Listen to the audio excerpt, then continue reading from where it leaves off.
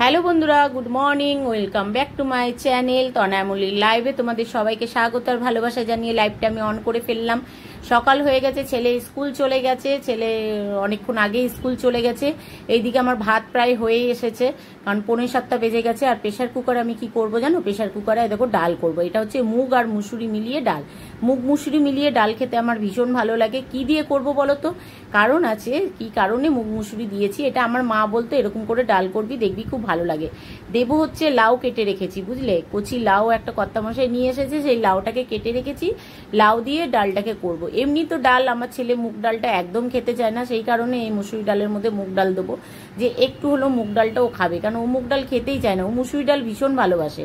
সেদ্ধ করে দাও মুসুরি ডাল দিয়ে ও ভাত খাবে, কিন্তু মুগ ডালটা ওর ভালো লাগে না। আর এই দেখো লাউ কুচি কুচি করে কেটে নিয়েছিলাম, এর মধ্যে একটু নুন দিলাম আর একটু হলুদ দিয়ে প্রেশার কুকারে একটা দুটো সিটি দেবো, দুটোই সিটি দেবো, তারপরে পরে সোমবার দেবো। তো হলুদ দিয়ে দিলাম 1 চামচ, আর নুনও দিয়ে দিয়েছিলাম। এবার একটু জল দিয়ে দিয়েছি, দিয়ে ঢাকা দিয়ে দিয়েছি একদিকে।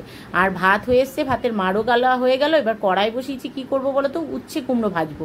উচ্ছেটাকে একটু কড়কড় করে ভেজে নিই, নাহলে উচ্ছে কুমড়ো একসাথে দিলে কি হতো বলো তো? উচ্ছের তেতোটা থেকে যেত। আর একটু কড়কড় করে ভাজলে না উচ্ছের তেতোটা অনুভব করা যায় না, কারণ বাচ্চারা খায় তো, ছেলে আর মেয়ে দুজনে নাহলে খেতে চায় না। তো কুমড়োটা দিলে একটু মিষ্টি মিষ্টি ভাব থাকে, তখন সেই কারণে ওরা উচ্ছেটা খায়। তো এই যে নুন হলুদ দিয়ে দিলাম, কড়কড়ে করে বেশ হয়েও গেছে। এরপরে আমি এর মধ্যে কুমড়ো দেবো। তো কুমড়োগুলোকে কেটে রেখে দিয়েছিলাম, ছোট ছোট করে কেটেছিলাম। আমি সবসময় এরকম করেই রান্না করি, আগে উচ্ছেটা কড়কড় করে নিই, তারপরে এবার এই যে কুমড়ো দিয়ে দিয়েছি। এবার দুটোকে নেড়েছেন ভালো করে ভাজবো। এটা সিমে করেই ভাজবো, বেশি জোরে করলে না পুড়ে যাবে, যেহেতু উচ্ছেটা কড়কড় হয়ে গেছে। একটু সিমে করে রেখে ভাজবো। আর ভাজা প্রায় হয়ে এসেছে, এটা ঢাকা দেবো না। আমি আবার ঢাকা দিই না, ঢাকা দিলে বেশি জল বেরিয়ে আসে, কুমড়োটা গেদিয়ে যায়। তো দেখো কি সুন্দর ভাজাটা হয়ে গেছে। আর এদিকে ডালটাও আমার সেদ্ধ হয়ে গেছে দুটো সিটিতে।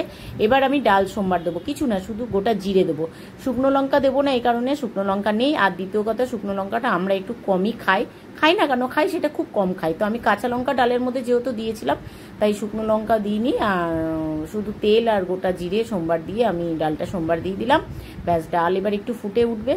কিছু না, হালকা একটুখানি শুধু মিষ্টি দিয়েছিলাম, জানো তো, একটু মিষ্টি দিলে নাকি ভালো লাগে। ডাল দিয়ে করো, লাউ দিয়ে ডাল করো, বা কুমড়োর একটা কোনো সবজি করলে মিষ্টি দিয়ে দাও। এইদিকে কর্তামশাই মাছ নিয়ে এসে বলছে তার নাকি দেরি হয়ে গেছে। আর আমার দেরি হবে না, আমি যে ছেলেকে স্কুলে আনতে যাবো, এত কিছু রান্না বান্না করে বলো, কিছু করবো না। কাতলা মাছ নিয়ে এসছে, আমি ছোট ছোট করে পেঁয়াজ আলু কেটে রেখেছি। আলু কালো শুধু তোমার সাদা জিরে ফোড়ন দিয়ে দিয়েছিলাম, আলু ভেজে নিয়েছি। এদিকে সর্ষে পোস্ত, এদিকে কাঁচা পেঁয়াজ, কাঁচা লঙ্কা আর একটু রসুন, আর এইদিকে হচ্ছে টমেটো, এগুলো সব পেস্ট করে নিয়েছি। এবার এগুলো দিয়ে একটু মশলা দিয়ে ভালো করে কষিয়ে নেবো। সর্ষে পোস্তটা পরে দেবো, আগে পেঁয়াজ বাটাটা দিয়ে ভালো করে কষিয়ে নিয়েছি। তেল বেরিয়ে এসছে, দেখো তেলটা ভালো করে বেরিয়ে আসবে, তখন আমি সর্ষে পোস্তটা দিয়ে দেবো। এই যে সর্ষে পোস্তটা আমি দিয়ে দিলাম। ব্যাস, এটা দিয়ে একটু নাড়বো। নুন হলুদ তো আগেই দিয়ে দিয়েছিলাম, তাহলে এই ব্যাস, আর কিচ্ছু দিইনি। পেঁয়াজ আর রসুন, কাঁচা লঙ্কা, টমেটো আর সর্ষে পোস্ত, ব্যাস এইটুকু পেস্ট দিয়েছি। আদা আমি দিইনি, কেন এইগুলোর সাথে আর আদা দিতে হলো না, আদা দিইনি। এমনি করে আমি একবার রান্না করেছিলাম, বেশ ভালোই লেগেছিল। তবে একটু ঝাল বেশি দিলে ভালো লাগে, কিন্তু আমাদের ঘরে আবার যে ঝাল কেউ খায় না, সেই কারণে সর্ষের তো একটা ঝাঁজ থাকবেই, ভালোই লাগবে। সর্ষে পোস্ত দিয়ে আবার মাছ করলে আমার ছেলে খুব ভালোবাসে। তো আমি এরকম করে মাছ করি, সেটা হচ্ছে তোমার তখন আলু দিই না।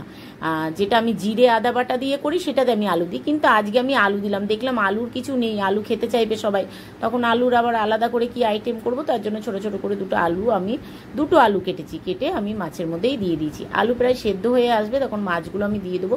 আলু ওই ভাজতেই তখন সেদ্ধ হয়ে গেছিলো, যেহেতু একদম পাতলা পাতলা করে কেটেছিলাম। আর এদিকে মাছগুলো দিয়ে দিয়েছি, দিয়ে ঢাকা দিয়ে দিয়েছি, একটু সিমে করে দিয়েছি, একটু ফুটুক। দেখো ফুটে এসেছে। এরপরে আমি ধনেপাতা ছিটিয়ে দেবো।